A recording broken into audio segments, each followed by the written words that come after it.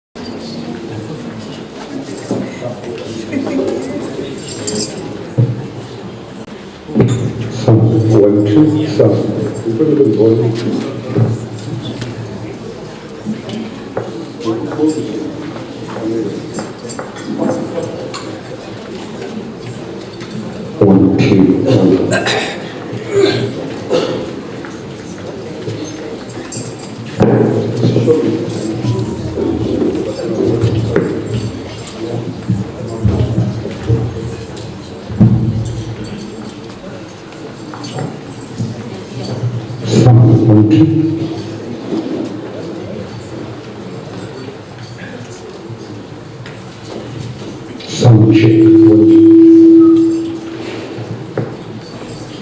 Okay.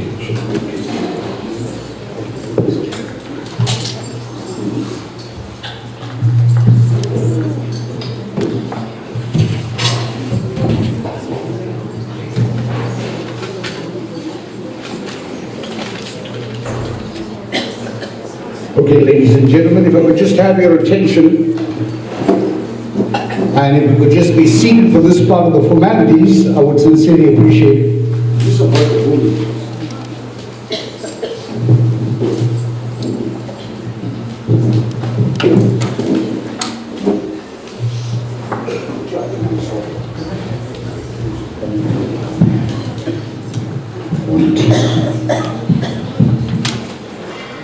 Ladies and gentlemen, I greet you all in the precious name of God Almighty. And I think that's the reason why we are all here. Because it was Mark Antony that stood at the grave of Julius Caesar and said, "Friends, Roman countrymen, I've come here to bury him and not to praise him." How true is that statement? Because no amount of words of praise would be able to restore this body back to life. But it has been said that when a man dies, individuals cry. But when a mother dies, a nation cries. You know, there's an amazing thing about life. You will notice in life, if I have to tell you to go into your cell phones, you'll have hundreds of contacts. Telephone numbers, your contacts. But such poor relationships. But they are on your contact base. You will notice that rich people have more rooms than children, and poor people have more children than rooms. Today's children know the price of everything. They know the value of nothing. And if you look at the early days, one mother would look after 10 children. Today, 10 children can't look after one mother. When you go to Ari and Benjamin Rome, it will substantiate the statement I am making. To the bereaved family, I want to say, if you cry here out of regrets, it's going to be very painful. I've been there. I sat in the front row of the seat when I lost my wife. But if you're crying out of love, you'll be able to endure it. You know, there's a movie called The Last Samurai, where Tom Cruise acts in this movie. And the greatest battle general in China died. So he goes up to the emperor and he says to the emperor, "We lost the greatest battle general." And the emperor jumped out of his seat and said, "Tell me how he died." And Tom Cruise looked at him and said, "Don't ask me how he died. Ask me how he lived." And that's what we are here for, ladies and gentlemen. How did our mother live? The women of the yesteryear are so different from the women of today. The yesteryear women sacrificed their ambitions, their careers, their lives to look after their siblings. And here is an example, ladies and gentlemen. I know Nathan very, very closely. And I think this was their mother, at the loss of their mother. You know, when we lose one person here in South Africa, it's a tragic loss. But in Palestine, people are dying by the thousands. And we take no cognizance of it. But what makes it painful is the attachment. And we're having all this praise. You know, if you look at all these flowers, see how beautiful they look. Absolutely beautiful. But you know what's the sad part about these flowers? They're all dead. They've been plucked out of the stem of life, but they're dead. Many of us are walking around looking beautiful, but spiritually dead. But you know what gives me the confidence is that because you people believe that there is a God.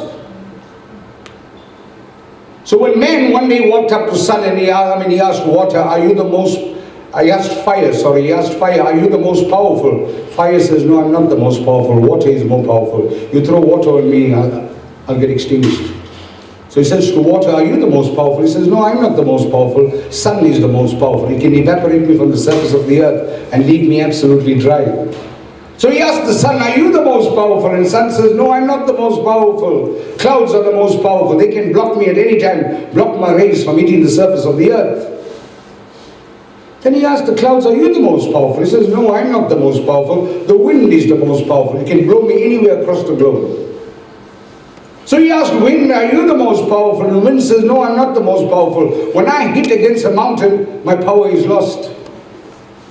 So he said to mountain, are you the most powerful? Mountain says, no, I'm not the most powerful. Man is more powerful. He can put dynamites around me and bring me to the ground just like that. So he went up to man and he said, man, are you the most powerful? Man says, no, I'm not the most powerful. Death is the most powerful. It can knock unannounced and remove me off the surface of the earth anytime it wants to. So he asked death, are you the most powerful? He says, no. There's a man called God. He's conquered me. Because this is only an immortal body. The spirit will rise. And that's why you believe. And we all, no matter which walk of faith we come from, Christianity, Hinduism, Muslims, we believe that there is a spirit in us that rises after death. Some believe in incarnation, some believe it takes any form of life, and some believe it's going to meet the Maker. But we know that there is a resurrection that takes place. And that's why we pray. So ladies and gentlemen, let's have faith. If you're crying, it's good to cry. Just as soap washes the body, they say tears washes the soul. But I'm going to ask you today to pray in faith that this is only a mortal body and the resurrection has taken place. Absent in the body, present with the Lord. You go to a doctor, you don't even know who he is, you don't even know his family, and you allow him to examine you with such great faith. Then he'll give you a script which you don't even understand, but you believe in that script. Then you take that script to a pharmacist which you don't even know. He gives you a whole lot of tablets. You don't even know the composition of the tablets, but you take it with such great faith that it's going to work. You can have so much of faith in man. Can you have so much of faith in God? We'll take a plane. We'll fly 10,000 feet above sea level across the globe. I don't even know who's the pilot. I don't even see him. I don't know whether he's drunk or whether he had a fight with his wife. And he flies the plane 10,000 feet. I take my whole life and I put it into the hands of a man I didn't even see. Are we so afraid to put our hands in the life of God? So that's what it is today. It's believing what our scriptures have taught us. We're going to hear eulogies of the deceased, which will bring back memories. It's the attachment that kills us. That's what's going to kill us. Because life is a collection of moments. You will not get the perfect moment, but we can take the moment and make it perfect. And what are we going to go back? Every one of us here is recalling memories in our minds that we had with the deceased. Every one of us here is thinking of the happy moments, how she made us laugh or what she said. Because the world is but a stage. We are only actors out here. We make our entrance when we're born, we make our exit when we leave. What happens when the final curtain is drawn? The character is forgotten. What we remember is the act and how well they played that act. Because when my mother died, whenever somebody cooks fish curry, then she comes alive. I tell people, oh, it was taste the fish curry my mother cooked. Then every time the act comes to the forefront, that's when I tend to remember incidents. And this is the way of life. God has made it such. Ladies and gentlemen, life is a thing that goes on wheels. Death is a thing that no man feels. If life was a thing that money could buy, then the rich would live and the poor would die. So God in His wisdom made it so together the rich and the poor must go. So let us not question Him so. My first speaker, ladies and gentlemen, happens to be Nisha and the granddaughter, who will take us down the road of reminiscing in terms of the obituary.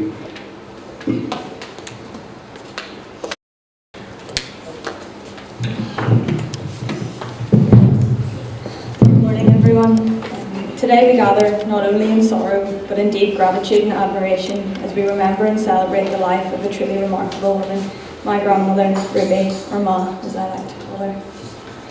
She was born on October 26, 1945, and she came into the world that would soon demand a great deal from her, and she rose to meet every challenge with quiet strength and unwavering love.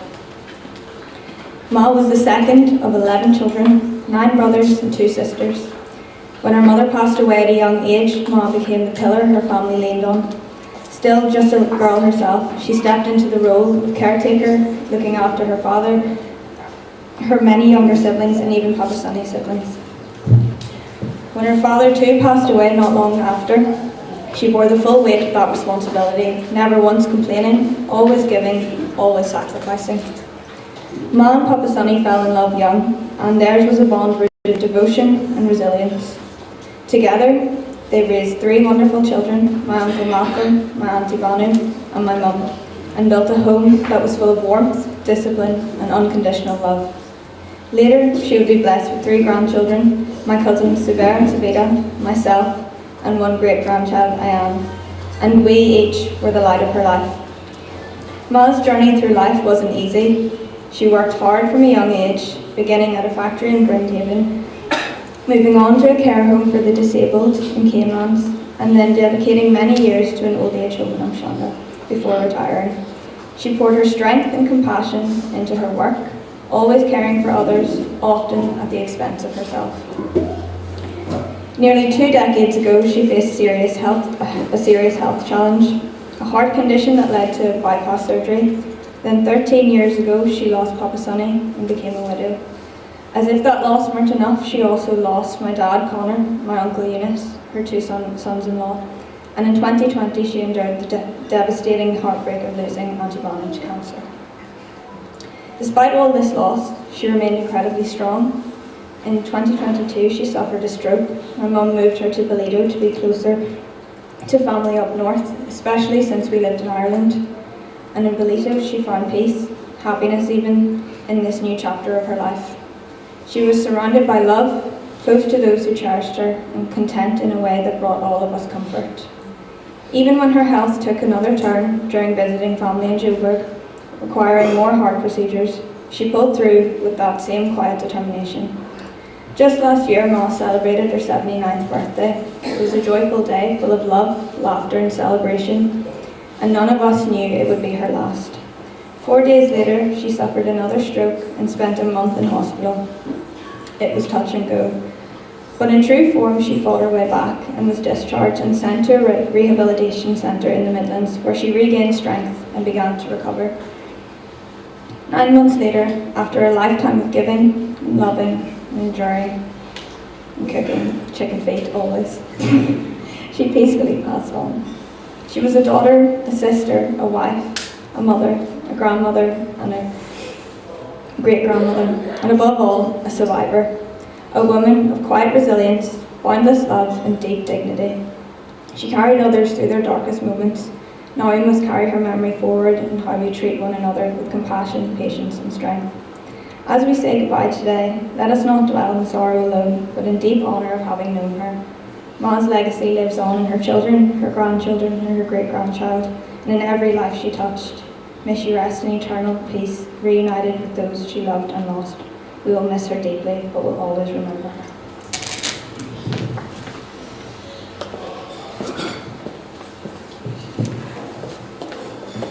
Thank you, Nisha. Ladies and gentlemen, that took us down the road of reminiscence and to giving us a brief history of who Kandharuby Naidu was. But let's take a leaf from a book. I mean, if you listen to Nisha carefully, you realize she spoke so much on sacrificial love here for everybody. And if I don't know the immediate members of this family intensely, but I do know all of them, but not to the extent that I'm supposed to know them. But it is an individual who is a branch of this tree. I'll speak of Nathan. I'm just going to quote Sadhguru what he said. He says, you can drive a Ferrari and I'll drive a VW Polo and the road will stay the same. He says, you can wear an Armani watch and I'll wear a Casio and the time will stay the same. He says, you can travel business class, I'll travel economy and the destination will stay the same. But he said, if you got a Ferrari, drive it. If you got an Armani, wear it. If you can travel business class, do it. But he said, when you increase your standard of living, don't decrease your standard of life. Because you make a living from what you earn, you make a life from what you give. And this young lady that was called to rest by the hands of the Almighty, and if you look at the history of her life, she gave of herself, which is the greatest form of giving. At an early stage of her life, I've thrown away her ambitions to look after her siblings and become a mother to her siblings, to her brothers and sisters. And that's a hallmark and an epitome of sacrificial love. And if you look at the offsprings, Dudu, Nathan, if anybody knows Nathan, I can phone him. I'm not lying to you, and I'm not saying this here to patronize him. I could phone him at any time. Nathan, I'm doing this, drugs and alcohol, I need this, no problem, sorted out. Nathan, we're running short of food in the rehab, no problem, sorted out. Nathan, there's a lady that's battling, I need to do this, no problem, Muthu, sorted out. And that's me. I don't want to tell you of the volumes. But where would he have picked up this quality? It's obviously from the environment that you've been brought up in. To feel for the less fortunate. And at the same time, being non-judgmental. And I listened to this lady speak. You could see that it was a non-judgmental human being that lived for a family. Ladies and gentlemen, how cold we become sometimes. I'm standing outside there and one guy goes, is the body here? We didn't say if Kandharuby was here. As it arrived, what time is the body coming? What happens? Because we are just conditioned immediately to move from the animate into the inanimate. From a life-giving source to now accepting the fact that it's got no life. But what gives us hope is the fact, call it the soul or the spirit, we know has left. And Dr. Deepak Chopra said it brilliantly. We are not human beings wanting a spiritual experience. We are spiritual beings enduring a human experience. With these words, ladies and gentlemen, I'd like to call upon my first speaker for the day, which is Margaret Vadivelu, who is a sister-in-law and happens to be Kanta's husband's sister.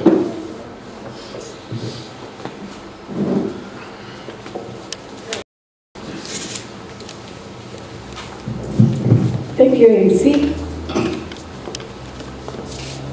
Good morning and greetings and welcome to each and every one of y'all that's seated before me.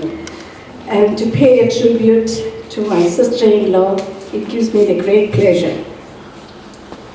As Nisha said, they met very young age. I was part of that young age. When my brother met my sister-in-law, and he said he met somebody nice, I had to meet her. At that time, my brother was a teenager and I was a little girl.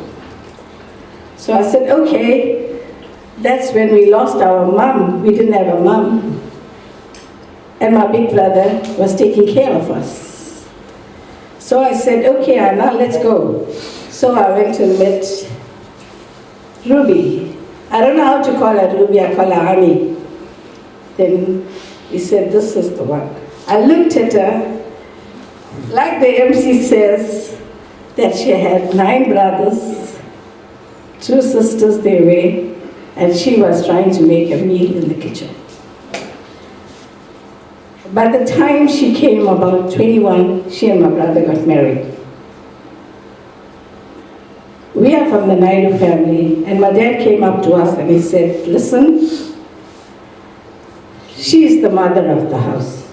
Really and truly, that she stayed in the test of time being a mother of our home, because we lost our mom very young.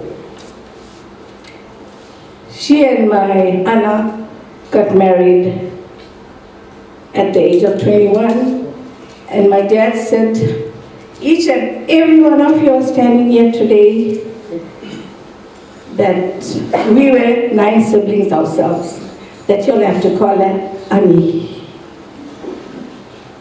And that Annie wasn't our Annie, she was our mother. Each and every of my cousins took the same name, Annie, and we respected her. She played a mother part for us from that time that she got married and put her foot in our home, and each and every of my family has utmost respect for her. Then I was speaking to Nathan the other day. I said, Nathan, all your brothers and your sisters had so much respect for us. And Nathan said to me, even today we got so much of respect for y'all because the way you look after my sister-in-law. As time went by, we were the greatest friends. Whenever we had a function, we'd look for each other. And after 2 years, my sister Vumla came along. And she was our second nanny. We used to come to my dad's place. We used to get so excited, making so big noise.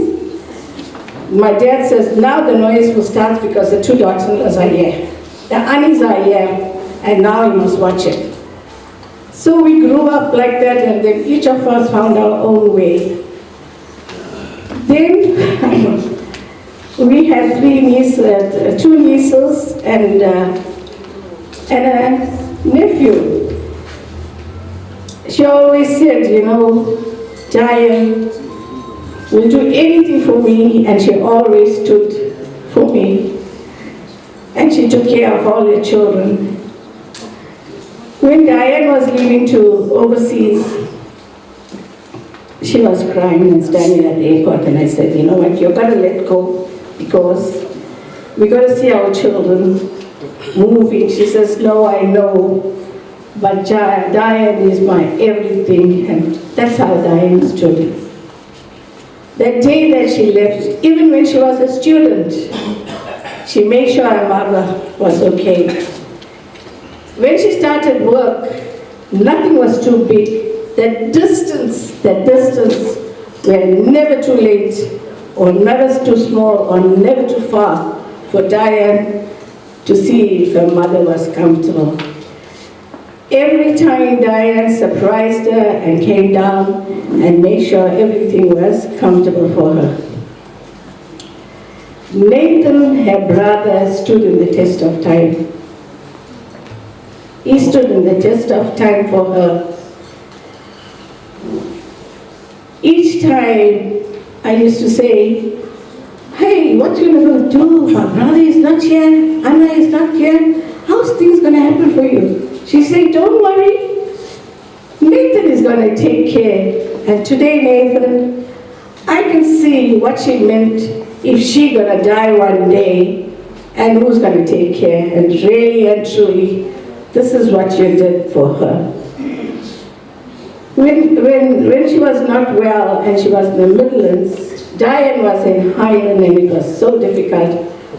But that is what Diane wanted to have for her, a comfortable place, and she wanted every one of y'all here to remember her as she was, and she wanted her mother to have a rest day, but to Nathan and Marla, nothing was too far for them. They made sure they go there and see that she was comfortable in that home, and make sure everything was well. Whenever they went and came, I used to phone them and they'd say, no, don't worry, she's taking good care. And that's how the family was. Today, we're going to really use a mother in our family. And also, to each and every one of y'all today that came so far and wide, we want to say thank you. Thank you for being here to our dear mother, Ruby. And one more last thing I got to tell you. She came with a name like my mother. Her name was Grandma. My dad said that no ways we're going to call you that name. Your name is Kandharuby, and my dad named her Kandharuby. Thank you very much, everybody, and thank you to be here to share this stage with us.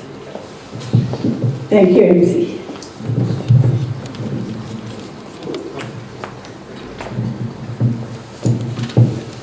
just going to make an appeal after the last of our congregants' view. Would you just hold on to the formalities for those of you that come in or are just waiting? We'll allocate time for you for the viewing so that we don't disturb the speakers when they are speaking. Your cooperation with regards to my request would be earnestly appreciated. Having listened to Margaret, ladies and gentlemen, you can see that she also was surrounded by love. I know, I think it must have been 1 month and a half back when I got the phone call from Nathan. Hey, Muthu, see what you can do for me. My sister is not well. I need to put her into a good aftercare with a full-time nurse. So I said, Nathan, that's going to be expensive.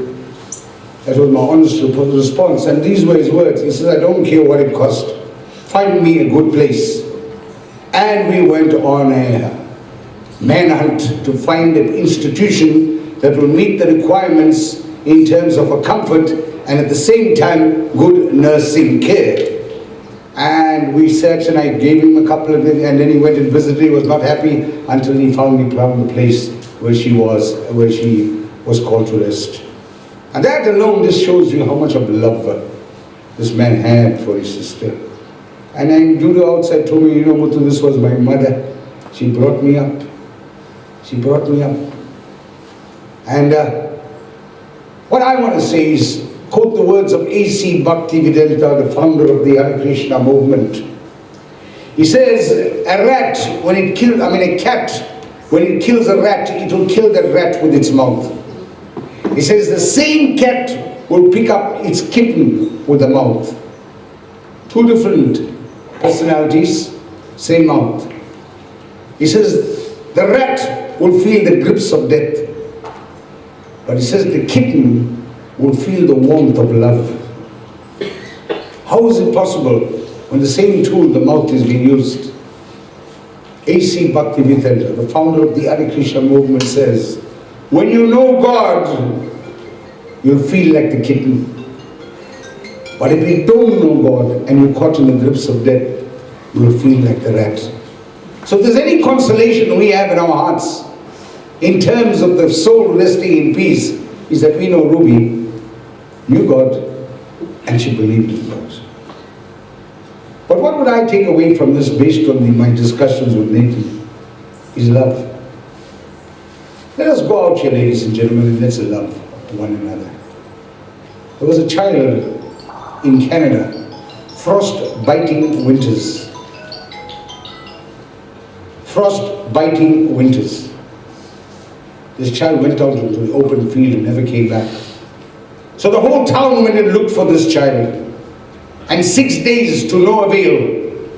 So the mayor called them in the center of the town and he told all the residents of the town, we're going to go one more day because this child now will have to be declared deceased, because if she did not survive the 6 days, there's no possibility in terms of natural conditions will she be able to survive.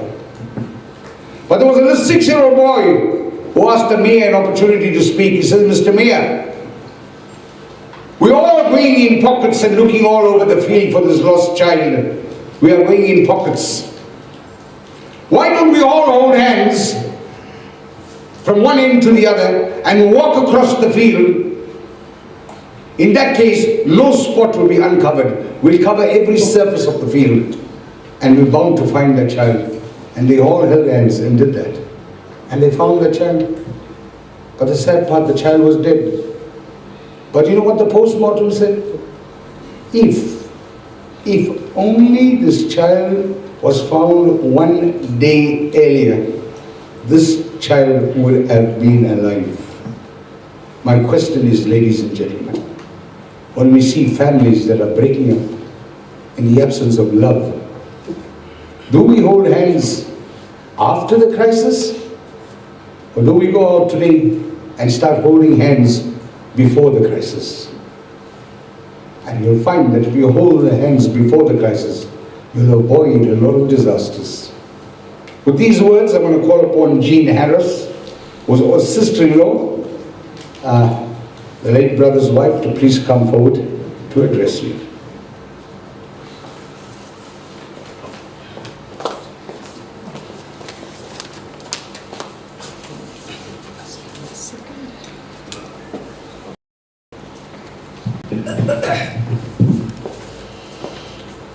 Good afternoon to all family and friends. I heard Annie's sister-in-law speaking, and she took half my thoughts away, and they were all so true. But let me just share a bit. I appreciate the fact that I can pay a tribute to Annie Ruby. She was the second child of 11 siblings. I thank God for the memories I shared with Annie. When I was introduced to the Cheladu family by Harris, Ruby was very warm towards me, and has been ever since. She always welcomed my family and I into her home. I remember when I told my daughter that's away, that I had to give a tribute, she said, "Mommy, don't forget to say," she always had a big flute bowl in the middle of her lounge. And so I thought, let me just say that on her behalf. She always had, because Sonny always had the fruits and flowers, and he brought it home, and there she had this big fruit bowl in the middle of the lounge. Anyway, Ruby had a beautiful smile, was cheerful, and a caring person. Even after her parents died, both she and Sonny took in the siblings and cared for them. Her task was not easy, but she made it through. Later on in life, we shared some fun-filled holidays together with Saroj, who's in Joburg, Gonan, Babes, Mercy, and Judy. I'm sure you'll remember those times. Thanks to Mala and Nathan. Also, not forgetting her 79th birthday that she had last October. She really looked beautiful. It was a memorable weekend spent with family and friends. She was a proud mom of 3, Malcolm, Banu, and Diane. A grandmom of 3, and a great-grandmom of 1. She loved her family and her siblings very much. When we visited her at her last abode, she always greeted us with a lovely smile, despite her illness. As we gather here today to bid farewell to Annie, let us remember the remarkable journey she undertook, one filled with love and courage. I must say she was a strong woman and fought till the end. May her soul rest in peace. Thank you.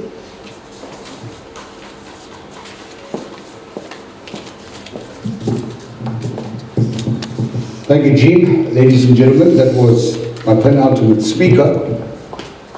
I know many of you here today have rallied forth in your unstinting support, no matter how big, no matter how small, that has supported this family in the time of grieving, and this has not gone unnoticed. But just before we can conclude with the vote of thanks, if you happen to go to the crematorium today, have a look at the gravesites. And on those gravesites, you'll see some of them with tombstones. And on those tombstones, you'll see a date of birth and a date of death. And on those tombstones, you will see that the date of birth is separated by a short stroke and hyphen, and then you get the date of death. That hyphen represents your time on earth. That's how short it is. It's so important, it's so nice to be important, but it's more important to be nice. That's how short that stroke of. I'm going to take you back a little bit. See, none of us here, when we were born, could choose our parents. We couldn't say, I want to be a child to that parent. You just bestowed with parents. You can't choose. And the amazing thing about life is that you can't even choose your own name. Your parents will choose your name, for which you will be identified for the rest of your life. You had no choice. You couldn't even choose what school you want to go to. You couldn't even decide what clothes you want to wear when you were small. Everything was done by your parents. So your choice, you had no choice in that. But ladies and gentlemen, just let me share this with you. There's a letter called B and there's a letter called D. B represents your birth, D represents your death.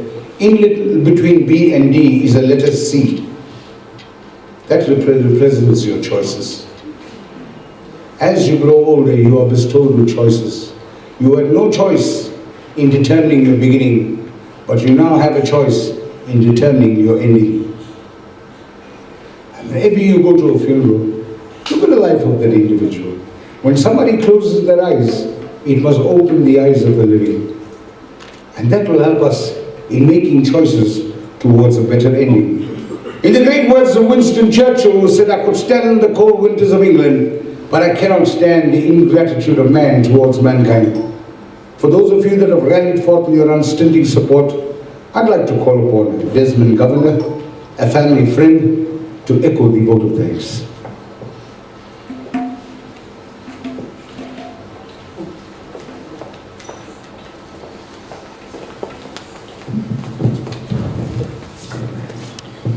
Thank you, Master of Ceremonies. Vanakkam, dear friends, family and extended relatives of our dearly departed, as we bid farewell to our dear Auntie Ruby here, and we all have some relation to her in some capacity. I hope we find something that we can each take away from the way Auntie Ruby lived her life, with joyfulness, gentleness, and love. And that we can also apply it in our own lives, and as our Master of Ceremonies so mentioned, for this very short trip that we are granted. I hope today allows us all to grieve, but also be grateful to have shared in the last months of this dear soul's life, and help to bring her comfort throughout her most difficult times of her last few days. As the esteemed MC mentioned, I'm Des Governor, a long-time family friend to the Chatterley family, and besides being asked to graciously conduct the vote of thanks this afternoon, I've also been asked to do the tribute by the nursing home owner, Jenny Millington, where Auntie Ruby spent her last few months at Caversham Manor Home in the Midlands. Dear friends and family of Aunt Ruby, I'd like to start by thanking Diane for allowing me to send a message for Ruby in my absence today. Unfortunately, I could not attend, but so would have loved to have joined you all in person. It has been a great privilege of mine to care for Ruby over the past few months. I have many fond memories of her and feel truly blessed for the gift of the short time I was given with her. Ruby was kind and loving. She was gentle and soft-spoken, and her smile lit up the home each and every day. Ruby loved her family more than I could tell you, and spoke of them with love and pride often. Through all of the difficulties, Ruby just knew how much she was loved and cherished by her family, and I think that's a beautiful gift you all gave her. My dear Ruby, thank you for trusting me to care for you. You have made an incredible impact on me, my family, and those at Caversham Manor that came to know and love you. You are dearly missed. On behalf of the Naidu family, I'd like to begin with each of you here today that prayed for Auntie Ruby and cared for her deeply and missed having her around over the last few months. I'd like to thank our dearest Diane, daughter to Auntie Ruby, for the love and care you've shown to your mom in ensuring she was comfortable and had the best care until the very end. Your ability to be resilient in all the challenges life has thrown you whilst flying between Ireland and South Africa a few times is remarkable and speaks volumes of the love you had for mom. Be rest assured as you and Nisha and everyone else begin to navigate the weird stages of grief, find comfort in knowing you did your best, not because you had to, but because your heart led you. Auntie Ruby doted on her kids, Manu, Banu, and Di, as well as her grandkids, great-grandkids, siblings, and will indeed be missed by all of you. Thank you for showing her she was deeply loved. To Uncle Nate's and Auntie Mala, who in Diane's absence visited the care home and ensured that mom was comfortable, but did not miss the comforts by checking in with nurses and supported her right till the very end. Thank you to everyone who stood by the family in this difficult time as well. To all the service providers, our Master of Ceremonies, the venue, organizers, service groups, caterers, undertakers, and our Guru Korbalan, thank you for helping in conducting today's final rites and providing a fitting farewell to a wonderful woman that is Auntie Ruby. The Naidu family are truly humbled and grateful, and we thank you sincerely. If we have omitted anyone here this afternoon, please pardon our forgetfulness, but thank you so much for your kindness. I'd like to share a poem with you that I think we all can resonate, and to issue the words of our Master of Ceremonies as well here this afternoon. It's called Live a Life That Matters. Ready or not, someday it will all come to an end. There will be no more sunrises, no minutes, hours, or days. All the things you collected, whether treasured or forgotten, will pass to someone else. Your wealth, fame, and temporal power will shrivel to irrelevance. It will not matter what you owned or what you were owed. Your grudges, resentments, frustrations, and jealousies will finally disappear. So too, your hopes, ambitions, plans, and to-do lists will expire. The wins and losses that once seemed so important will fade away. It won't matter where you came from, on what side of the tracks you lived at. At the end, it won't matter whether you were beautiful or brilliant. Even your gender and skin color will be irrelevant. So what will matter? How will the value of your days be measured? What will matter is not what you bought, but what you built. Not what you got, but what you gave. What will matter is not your success, but your significance. What will matter is not what you learned, but what you taught. What will matter is every act of integrity, compassion, courage, or sacrifice that enriched, empowered, or encouraged others to emulate your example. What will matter is not your competence, but your character. What will matter is not how many people you knew, but how many people will feel a lasting loss when you're gone. What will matter is not your memories, but the memories that live in those who loved you. What will matter is how long you will be remembered, by whom and for what. Living a life that matters doesn't happen by accident. It's not a matter of circumstance, but of choice. So choose to live a life that matters. Om Namah Shivaya. Nikananda.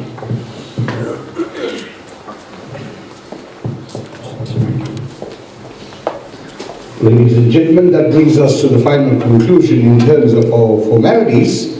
I just have a few announcements to make. At 2 o'clock, the body will be proceeding to the Venerable Crematorium. Those who wish to join in are welcome for the last rites. But thereafter, there will be a meal being served out here at the hall. So for those of you who want to stay back and have a meal, please, we've catered for you. The 16-day ceremony will be held on the 16th of August, 2025, and the venue will be confirmed and communicated to you. To every one of you, I want to say thank you for your amazing support to the bereaved family.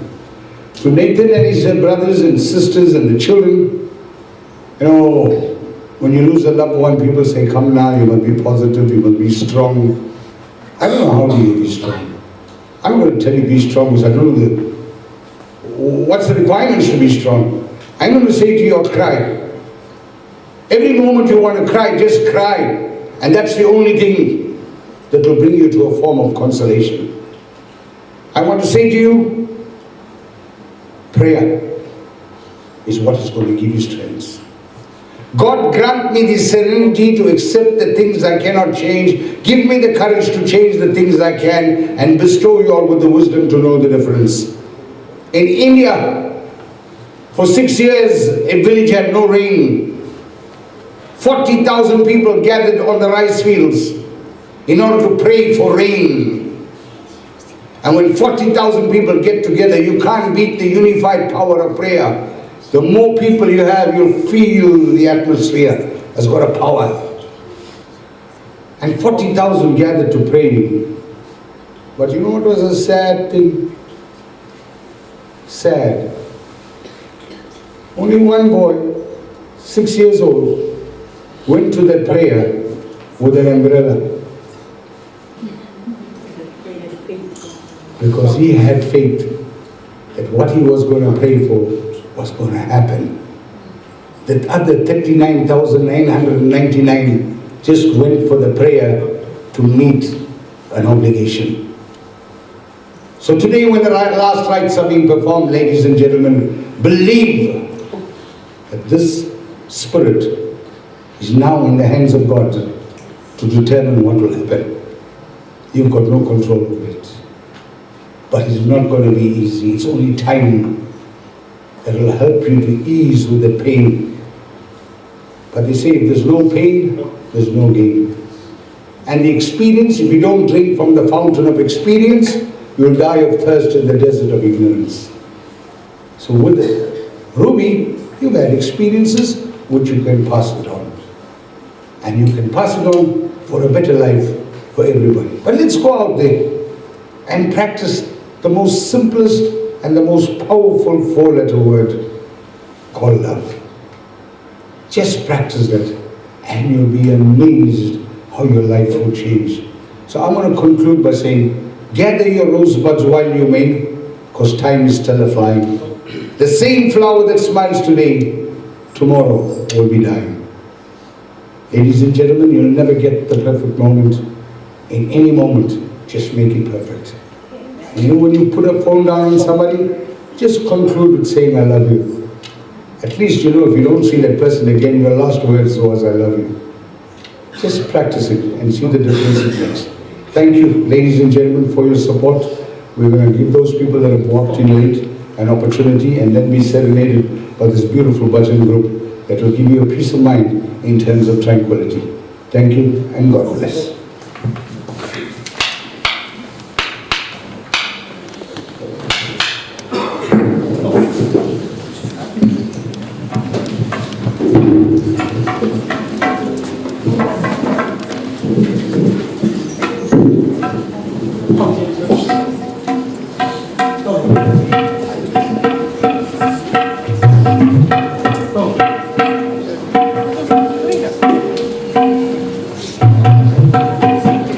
Thank you.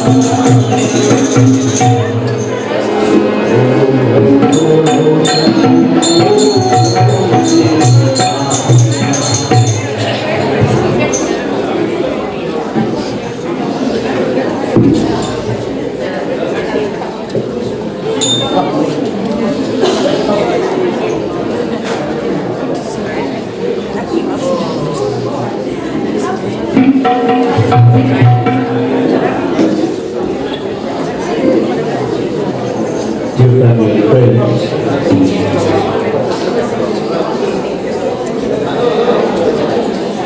dear family and friends, can you have your attention please?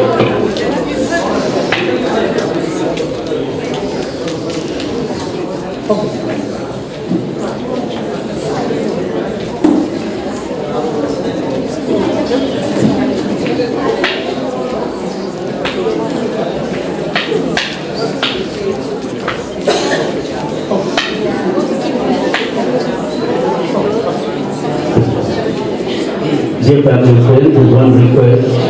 I think there's a lot of talking in the auditorium. I think if you want to have a conversation, I'm going to ask that you step out of the hall because the voice is echoing in the hall and you are busy praying. Thank you. And we also have a live stream here and it's going through. Thank you.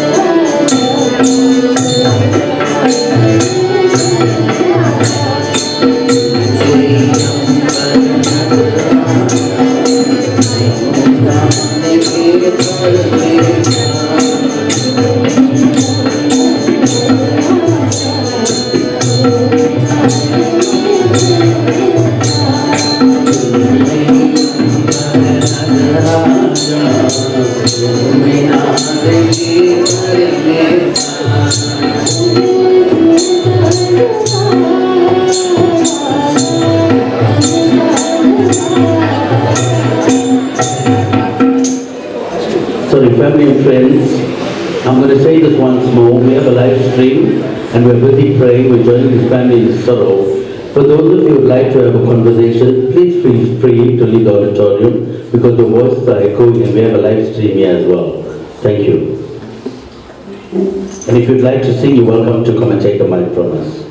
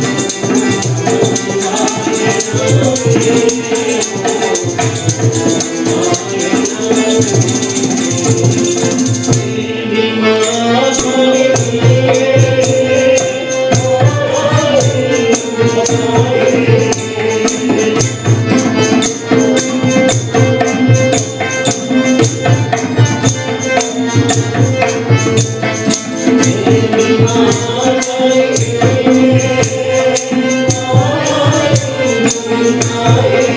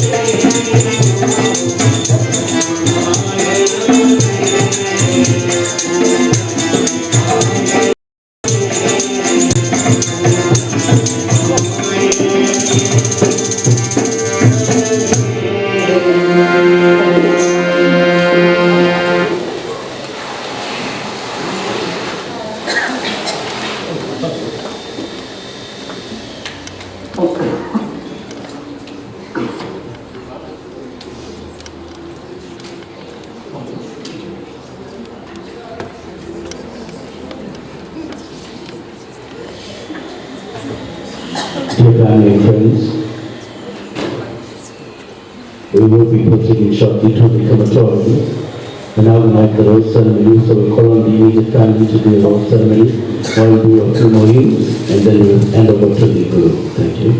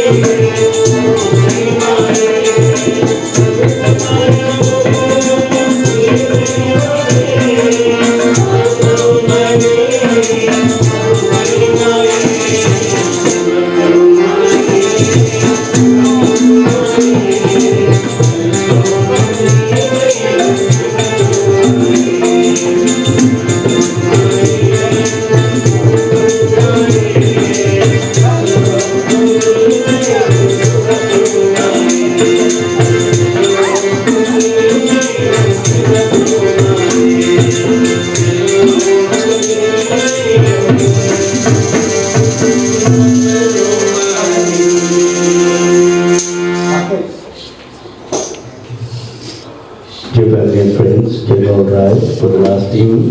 Can we all put our hands together and join us in prayer?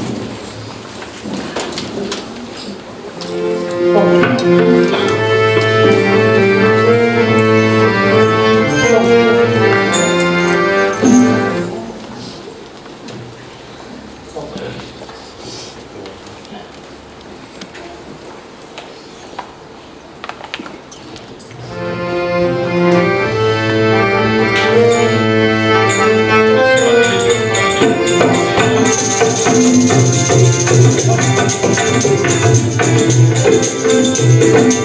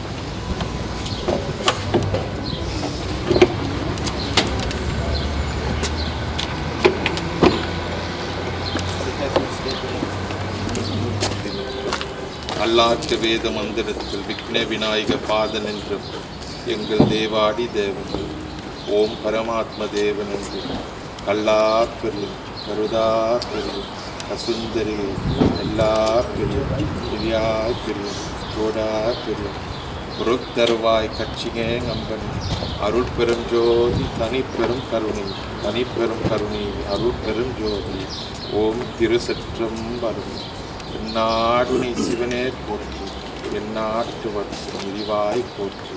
ஓம் சாந்தி சாந்தி சாந்தி. அருட்பெரும் ஜோதி தனிப்பெரும் கருணை, தனிப்பெரும் கருணை அருட்பெரும் ஜோதி. ஓம் திருசற்றம்.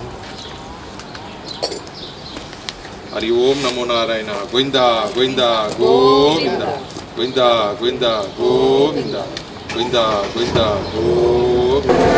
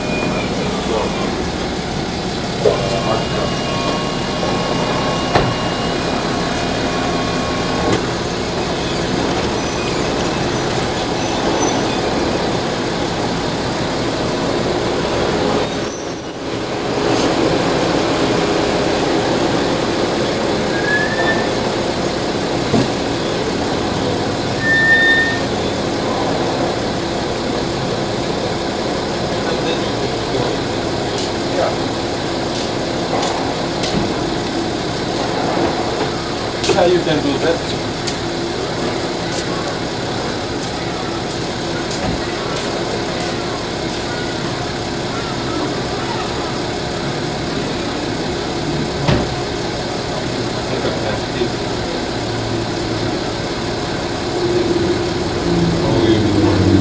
Let me know that I can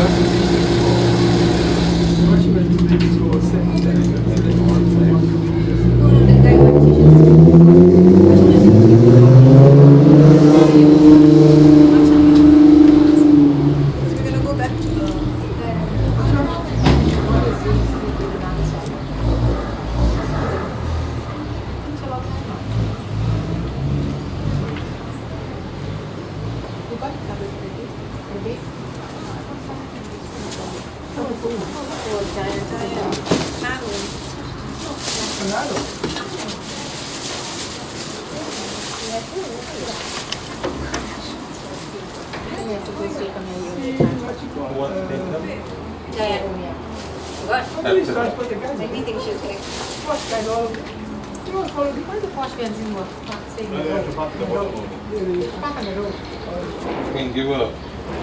Oh, you got? Yeah, the diet After that. Give her one. Give her one. Yeah, she'll take it, trust me.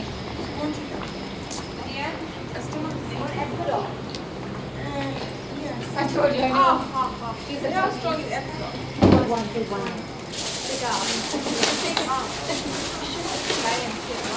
I got chronic headaches. You? Give it all. No, you know why you put me on We lost. really thinking things like this. Yeah, wait. Stop. Oh, okay. What?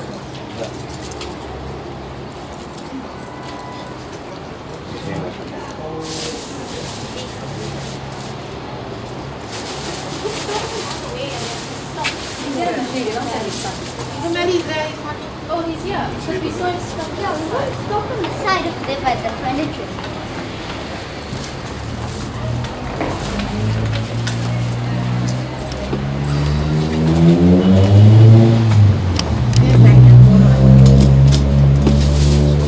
Oh, sorry, wait.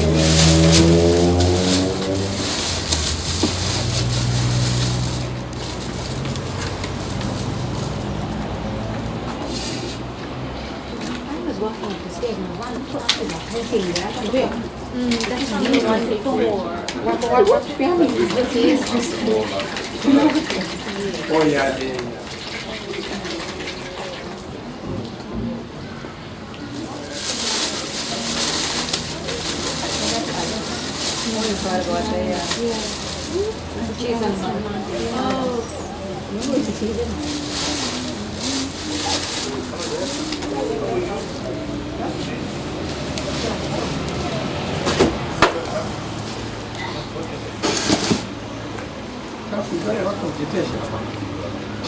No, I went to Manila because I went to Bangladesh.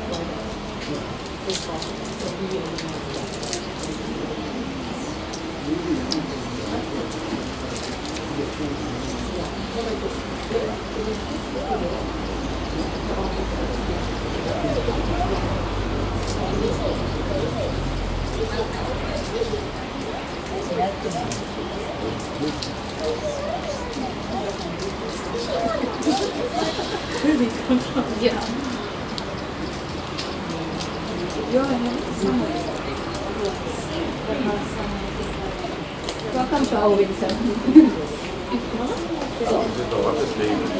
Yeah, it has been cold this past week. No, guys, you carry. Oh, you got you. You ready? Ready? Yes, uncle. Oh, you want? Infant? Carry the. Now the tank of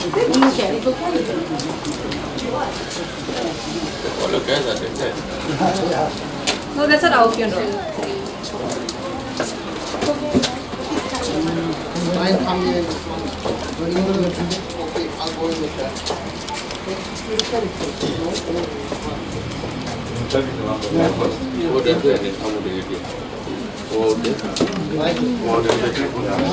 Yeah, you all want to do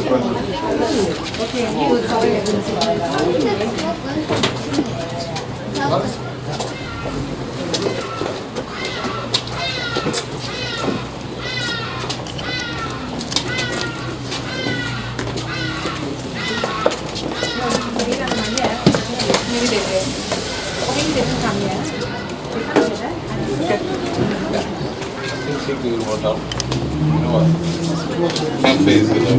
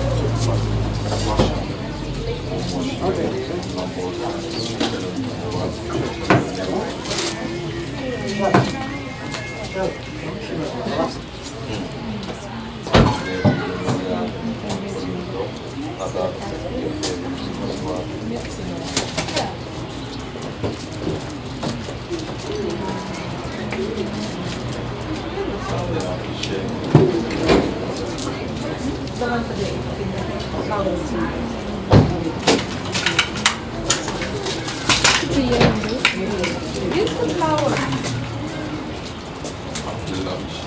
Maybe they'll bring it. Maybe they left. Yeah, they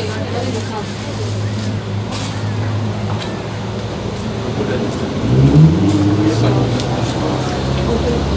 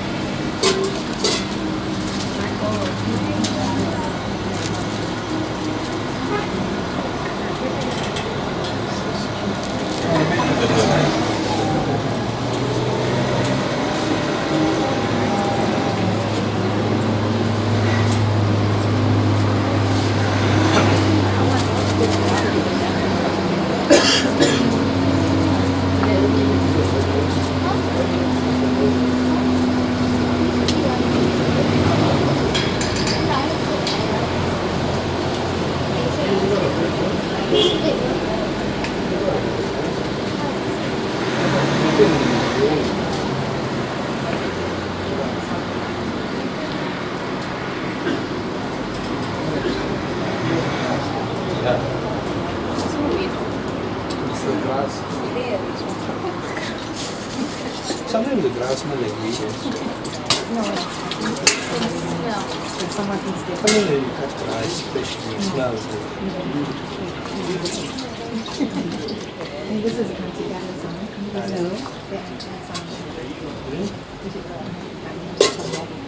Oh, okay.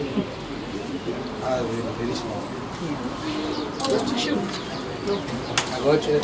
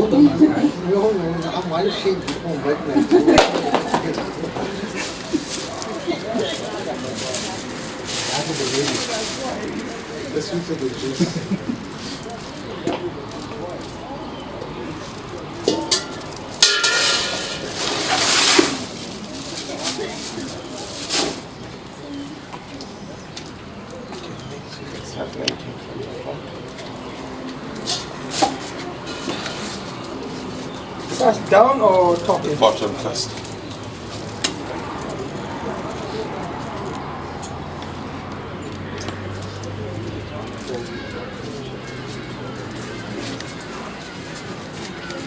And then the top's also white. Top as well, okay.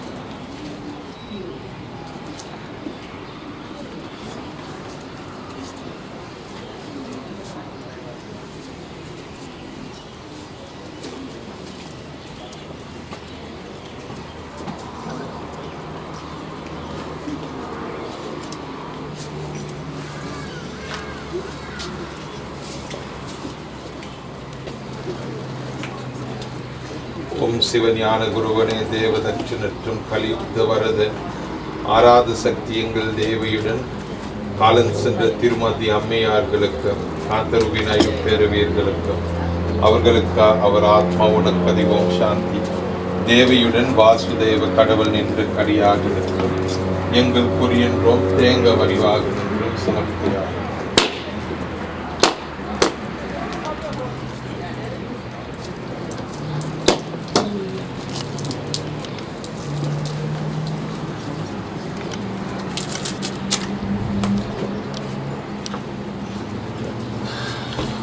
ஓம் சிவஞான குருவனே சக்தி பீதம் தள்ளிவார்கள் என்ற எங்கள் குல தெய்வத்தில் நாயகனே சிற்பாதம் அகிலண்ட கோடி பிரமண்ட நாயகியே தேவம் சக்தி பூமாதேவி அக்னி தேவதார் என்றும் எங்கள் சிவபரமேஸ்வரன் என்றும் நமச்சிவாய எங்கள் குல தெய்வத்தில் ஆதார சக்தி எங்கள் சீர்பாதம் நமச்சிவாய குருவனே தேவதட்சன் என்றும் ஓம் கொரியன்றோம் ஆதார சக்தியே நமஸ்துபியம்.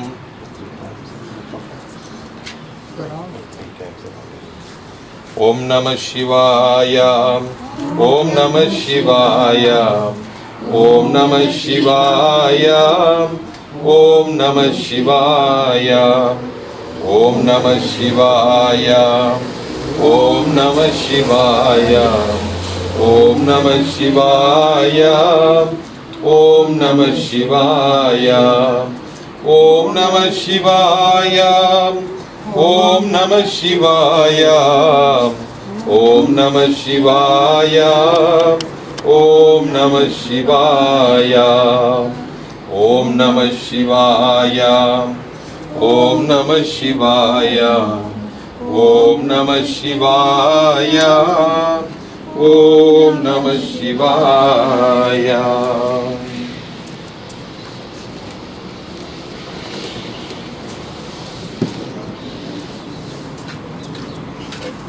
ஓம் கனக வழிவார்கள் என்றும் சக்தி வழிவார்கள் என்றும் ஓம் நம சிவாய தேவன் என்றும் நம சிவாய தேவன் என்றுவனை போற்றி. ஓம் ஈசனே தர்மனே போற்றி.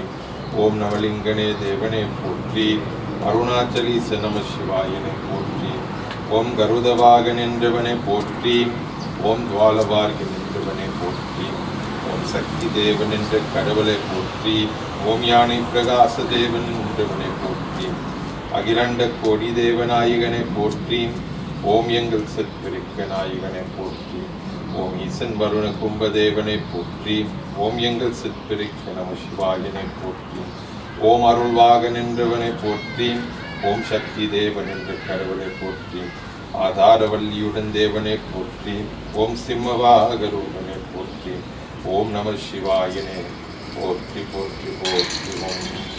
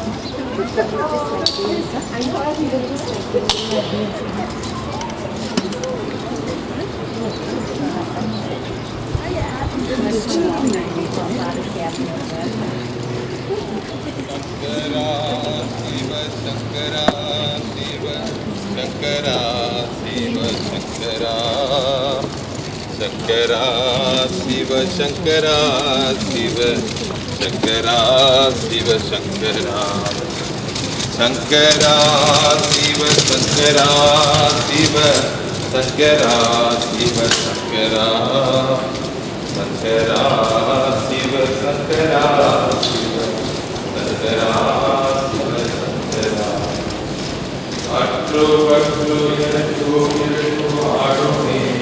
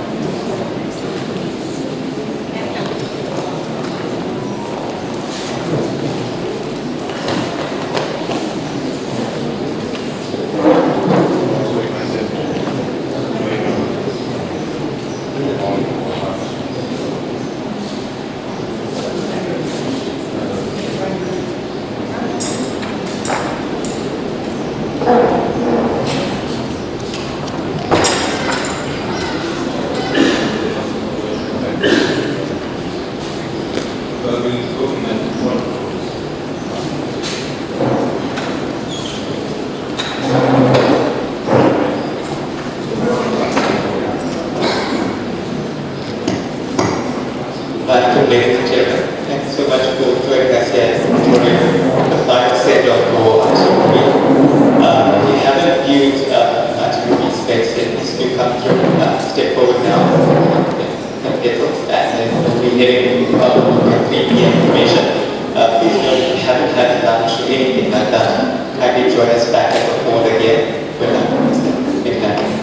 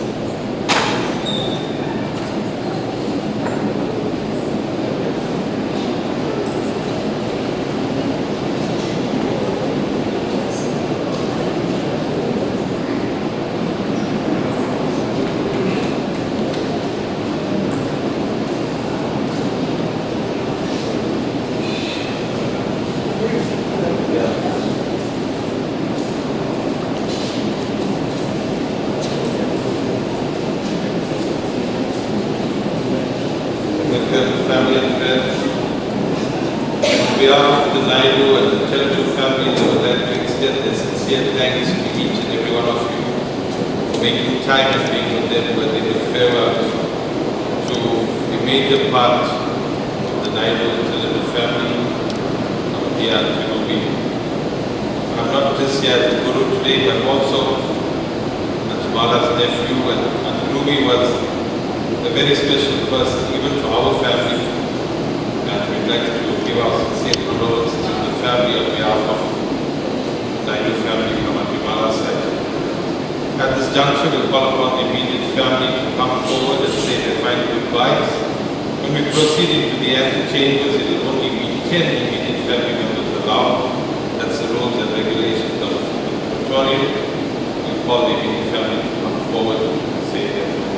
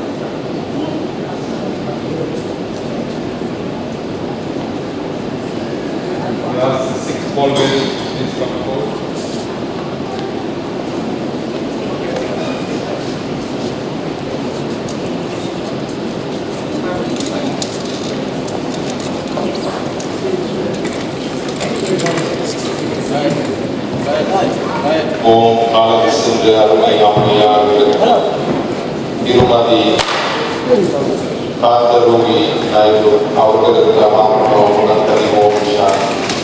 சிவனை கடவுள் தேவா தேவர்கள் நமச்சிவாய எங்கள் பெருமணி அருட்பெரும் ஜோதி தனிப்பெரும் கருணை தனிப்பெரும் கருணை அருட்பெரும் ஜோதி ஓம் திருசத்தம் வெதா வெதா ஓ வெதா வெதா வெதா ஓ வெதா